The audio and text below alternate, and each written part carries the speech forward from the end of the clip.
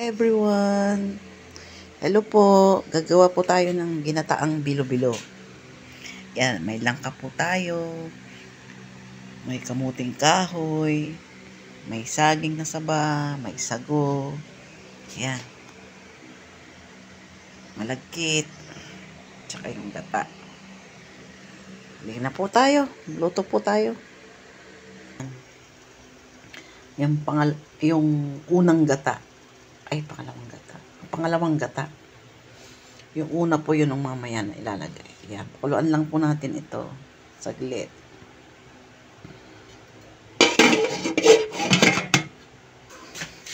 Kulo na po. Maglalagay po tayo ng sago. Yan. Lagay po natin. Wait lang po tayo.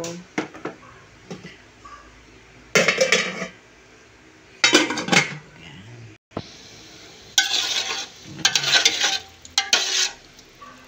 Pwede na natin ilagay ang saba na saging.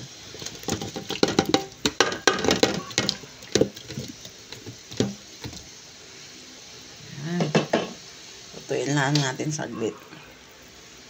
Tapos lagay natin yung malagkit.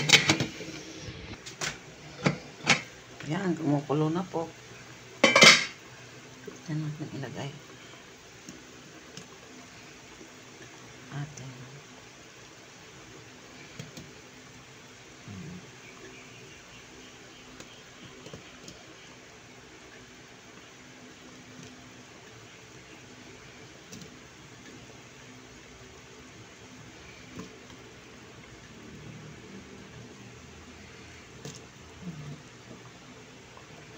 Pag lumutang na po sila, ibig sabihin, luto na po.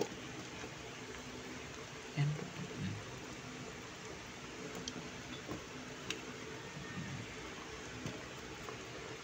Yan.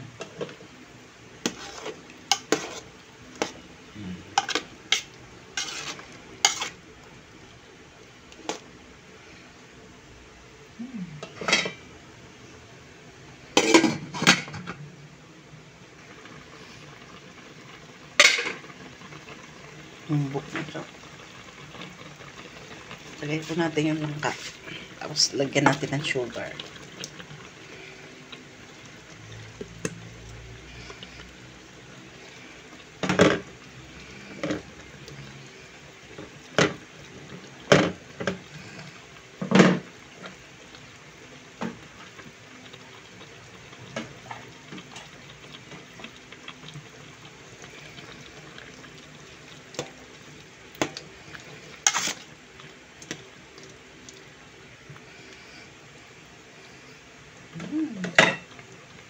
Lagyan na po tayo ng sugar.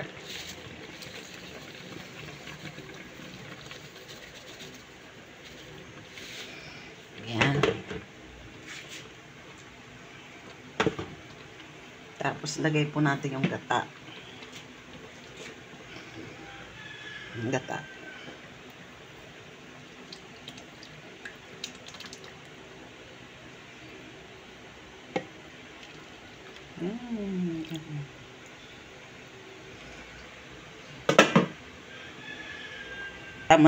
Isama na po natin ang kamuting kahoy.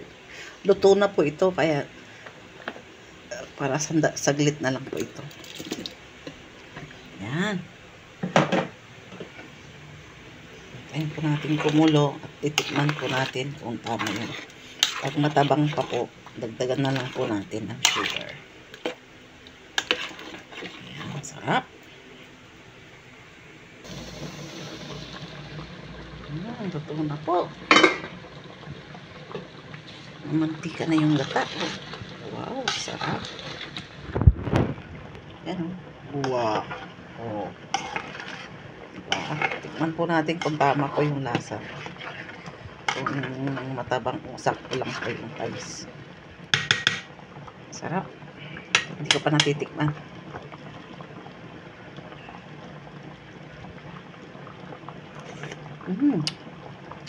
Sakto lang po. Para sa akin po, sakto na lang po yan. Sa tamis niya. Tara po, kain po tayo. Oh, Comment naman po kung kumakain po kayo nito. Salamat po.